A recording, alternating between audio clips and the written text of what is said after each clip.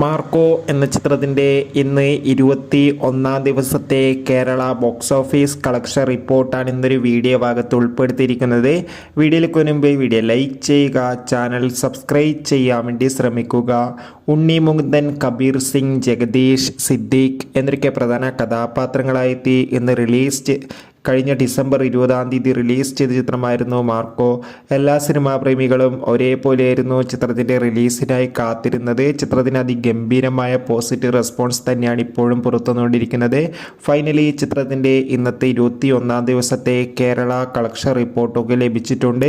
ഇന്നും ചിത്രത്തിന് മികച്ചൊരു ബുക്കിംഗ് ആണ് കേരളത്തിൽ നടക്കുന്നത്. ചിത്രത്തിന് ഇന്ന് മാത്രം ഏകദേശം 25 ലക്ഷം 30 ലക്ഷത്തിൻ്റെ അടുത്ത് വരെ കളക്ഷൻ നേടിയെടുക്കാൻ വേണ്ടി സാധിക്കുമെന്നാണ് ട്രാക്കിംഗ് റിപ്പോർട്ടുകൾ സൂചിപ്പിക്കുന്നത്.